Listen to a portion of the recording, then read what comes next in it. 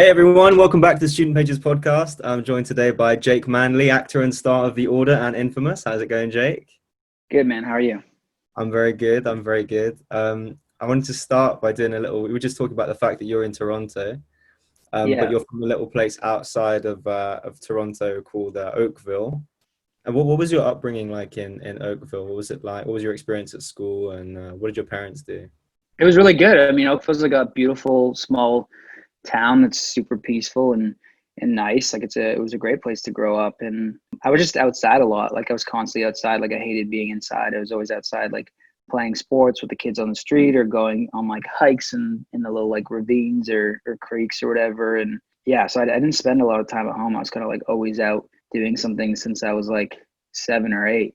But yeah, it was a lot of fun. Like coming back here has been really refreshing because I lived in Toronto for a while, like before LA and after Oakville, obviously, but I hadn't been back to like where I grew up for probably like 10 years. And so I took a drive down there the other week and it was just really cool to see everything. And I was like, wow, I just felt like a big sense of gratitude for being able to grow up in such a nice place. You said in an interview if everyone wasn't locked down at the moment, you might be in Europe. You might be traveling through Europe at the moment. Yeah, no, I love Europe. I recently got like a little place in Italy. So I want to go there and hang out there. And same, like I want to do like a lot more. I've been to England and Scotland and Ireland, but kind of just the main places. And I want to do, it's kind of nerdy, but one of my favorite shows is Escape to the Country. Yeah, like I've seen like every episode because like I think part of me is just like an old English man that wants to just escape from it all and like go hang out. So I've actually have a document, like a list of like little um like counties and stuff, and some English friends have also given me places to go to. So like at some point I want to take like a month or so and just travel around to like little places and stay in these little parts. I don't know why, but yeah, so that's like on my list for sure. Honestly, I wish you the best of luck for that. I feel like there's a lot if you go around like rural UK, like you'll find some nice places. There's something like I guess like poetic or about it or I don't know. I Yeah, just like like the it's very English countryside is very like quaint. There is yeah. a magic to it, I guess. Yeah, I But might get like a week into it and be like, I'm losing my mind and need to get out of here. But I think I think it would be fun if I had like a role to prep for and I knew I was going to be kind of like bunkered down for a few weeks anyways. And it would be cool to go like, oh, I'm going to go do it there and like be able to work all day. yeah, And then I can kind of go out at night and walk around and stuff like that. But yeah, I love Europe in general. Like if I wasn't an actor and I was pursuing some other career that would work over there, I would be over there. The lifestyle and everything just suits me a lot better. nice. This is it's funny because we're talking about like the English countryside and the film I always think of when I think about the English countryside. I know you used to be into filmmaking and you're quite a big film fan. You started out filmmaking before you got into acting. What? Yeah, yeah. It was kind of through because in high school, like I was a big skateboarder, and I mean, skateboarding was all about filming your tricks and making videos, and then we kind of just started incorporating like narrative storylines within our skate videos. You know, I had some friends that were super passionate about film and filmmaking as well, and then we kind of just started making our own narrative features and premiering them at like a local movie theater for our high school to come out. Yeah, we fell in love with it and did a lot of cool things. Like did a little web series at this popular university here that kind of took off there. And so I started doing a bit of film school out in LA, but it kind of the program wasn't really what I wanted. It was more about studying films as opposed to making them. And then I kind of started getting into acting because you needed people to be in your own productions. You know, when you're not paying anyone, it's like, all right, well, I guess like I'll be one of these roles. And then yeah, I just started studying acting and kind of fell in love with that side of it. But I still love, you know, the producing part of it, and I hope to do more of that, like as my kind of resources and connections grow. You still skate? I do like once in a while. Like I was out the other week. I'm not as hardcore. Like now I've fallen. I'm like, oh man, like I'm done with this. I don't have the pain tolerance or the patience. And it's just nice to kind of go and like clear your head. But there's a part of it that's kind of sad because you're like, oh, I remember how good at this I used to be or easy I used to do things. And like now you can like never really get back to that level, but it's just fun to go roll around. And I have little nephews that are like super into it, so I take them to the skate park, and that's fun. I had a really cool skate video that I put together, and then it kind of just disappeared over the years. So I want to talk about Infamous, obviously. Because obviously you're a very handsome guy, Jack.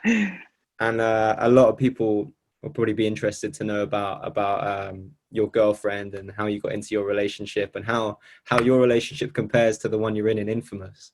Oh man, it's completely different, which is great. But I mean, my real life relationship, I've been in for like 5 years now, and we met through a mutual acting friend who was kind of doing our coaching and tapes. Like a lot of the auditions we have to tape and send. So we would go to this guy, and he was a crazy character, and he said, "I want to set you up with this girl." And I was like, I don't know, like if I trust you.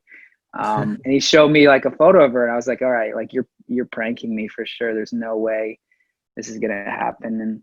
And but yeah, we got to meet and hit it off. And for the longest time, I thought they were both kind of pranking me because it seemed pretty surreal. No, it's awesome. It's like an awesome team, and she's an actress as well, so we both get the business, and we can kind of help and support each other. And we're able to like go to LA together, which makes it a whole lot easier, because like being alone in that city can be crazy. But yeah, I mean, the relationship in Infamous is like probably one of the most dysfunctional, toxic ones you could see. But that's what was kind of fun about it, is seeing what attracted those two to each other, but also seeing the difference in like their morals and what they wanted. I think the UK release is July 31st. What was the stunt driving like on Infamous? You had to learn to stunt drive, right?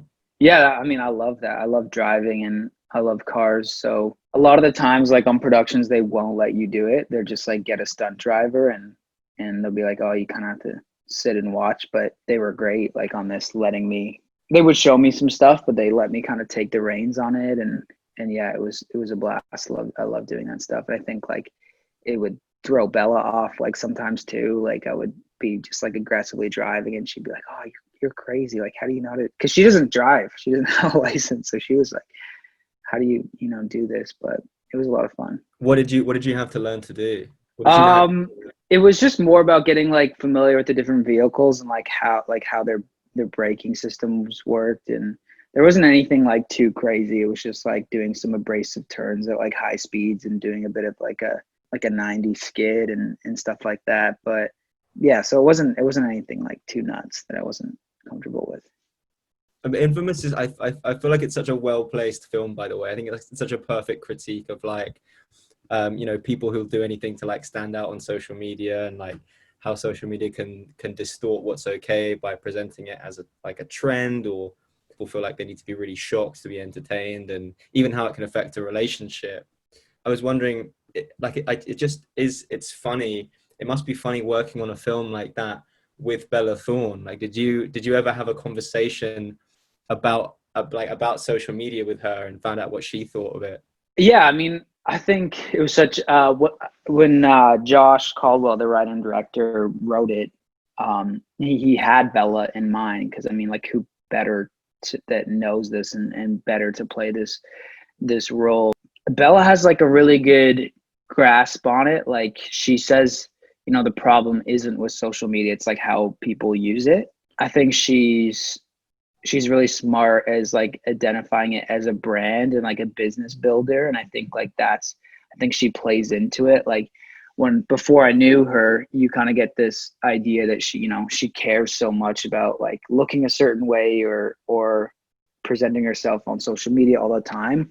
And then you meet her and you're like, wow, you actually don't care about that at all. Like she's very like bohemian and kind of like hippie almost. And so she'll put the work into the social media, because I think like she uses it in a smart way, and she has such a strong, passionate voice. And like, that's like a great thing when like social media can be used for so many good things, but a lot of people don't do that. And like this film definitely just critiques and explores like what would happen, like what would people do for fame and for likes. And I thought it was super relevant to what's going on. And we wanted to expose the issue and be like thought provoking, so that people would will just like think about why they use it. Like, what are they getting from it? Like, what validation? It usually stems from, something else. So, but yeah, it was super interesting seeing like her perspective on it.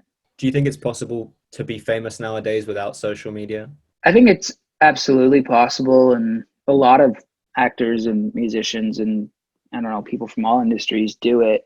It's just kind of what you're willing to do and partake in, and in your kind of comfort level. I think that you will get more like opportunities and exposure if you are using it. And I wanted to ask you about Holidate, because I feel like you haven't, I don't know, I haven't heard that much about it. And I haven't seen much about it yet. I just wanted to know what it was like working on that, what it's about, and what your role in it is. Yeah, Netflix keeps things like pretty under wraps when you're shooting, and they really like to control what's out there. And even as far as promo, it's very like precise as far as dates, like with trailers and posters leading up to the release dates. Like they don't promote that far out because they have so much content. But so I've been excited to like share stuff about that. That was one of the most fun I've ever had working on a film like that. Script was hilarious. The cast was super eclectic and amazing. I think it's going to be a blast. Like it spans every holiday. So it's not specific to like Christmas or Easter or Halloween. It has like everything in it. It's over the course of a year. And, it's these two kind of down and out characters looking for love, and they're tired of going to their family holidays, and their family, ragging on them, where's their partner, and blah, blah, blah, blah. And their siblings are getting married. And so they agree to be, like a platonic couple for each other's holidays, like they're plus ones. Of course, over the course of it, they develop feelings for each other, but it's just the interactions between the characters, and the family's kind of like wacky, and it's hilarious. So I think people are going to love it. And I think it fits on Netflix so well. And Emma Roberts, who leads it, she was just like, again, so funny and endearing in it. And Luke Bracey, her counterpart, is a super funny Australian dude. What was the most fun you had working on the set? Would you have any funny stories from working on it? Oh man.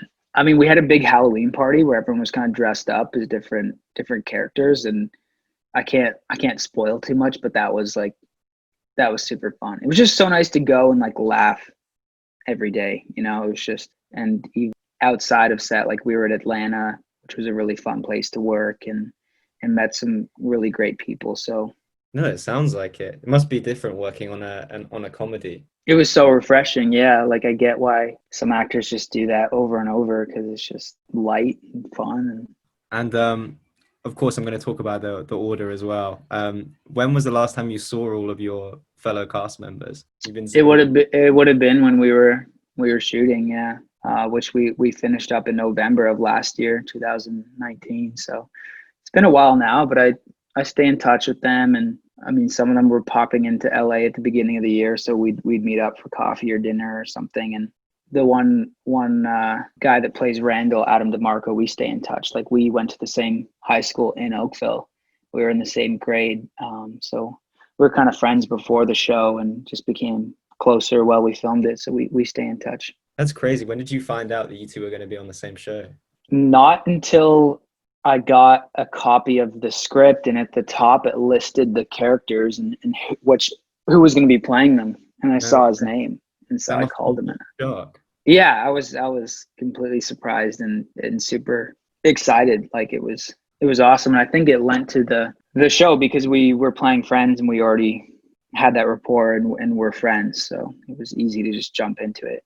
Which bit of season 2 were you most excited for people to see? Do you like go on Twitter and like see what people are saying about it, like after it's a little bit? Yeah, a little bit. I was excited for them to see like the whole, cheerleading thing right off the top, because it was kind of like just a funny moment, and I felt like the writers were kind of just torturing me a little bit. There was that in the tree, which was literal torture because I'm claustrophobic and I couldn't move at all for hours.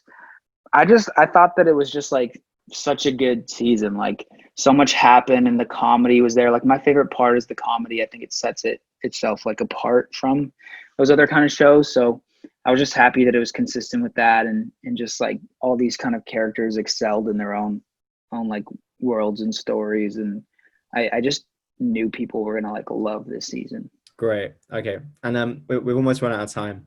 I just want to ask you one more question. Yeah. Actually, two more questions. I'm going to ask you about season 3. If you think there will be another season, and if so, what you hope to see. I mean, I don't know for sure. I'm optimistic, but it's like these times are so crazy. It's hard for, Netflix to renew or schedule anything. So I hope it works out, and I would love to continue this story. But I think it's going to be interesting because, again, these like Knights of St. Christopher characters are kind of shattered. They're all in like opposite places, and Jack has just lost Alyssa, who is the closest to him in his life, and I think season 3 is going to be about trying to get her back.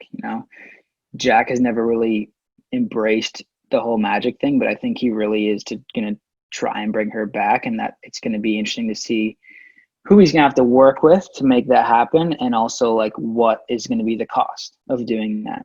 What's going to be the cost of bringing her back? Because as you know, there's always a cost, and that'll be a big one. And I think that's going to create like a lot of problems, and like who is he going to trust going forward? What's going to happen with Gabrielle, like, and Vera and all these characters. So I think there's lots to work with. And again, like this writing team is so solid that like I can't wait to see what they do with it. And my It's last always question, a fun surprise, like getting those scripts and being like, oh, what's going to happen? And my last question was, if you had a magical power, what would it be? What superpower would you have? Oh man, this is going to sound completely nerdy, but because I used to get asked this question because I was on a show called Heroes Reborn, and everyone had like superpowers, and like everyone says the fun things like teleport or fly, but honestly, I would say inner peace. Inner peace. I like that. Inner peace. I think it would be hilarious to make a superhero movie about a character that just has like inner peace, and he has to like just de-escalate all these situations with these like wise words, but it's like nothing would ever matter. Like nothing would ever be that bad, and you could help so many people just like being able to be in that state. So I think that would be a really cool power. It's true. I mean, some of those Buddhists as well, they're some of the most innerly peaceful people, and they can like smash concrete blocks with their head. Yeah. It would just be like, that would be my nerdy one, but I don't know, being able to teleport would be really cool. Show up wherever you want. Like I could just go to the English countryside and have some beers with you next week when you're down there. That would be cool. I'm sure you'd want to teleport right out of there as soon as you really yeah, just stop it quick. Smash a pint out of here. Yeah. Thanks so much for talking to me, Jake. This was so much fun. Yeah, man, it's been fun.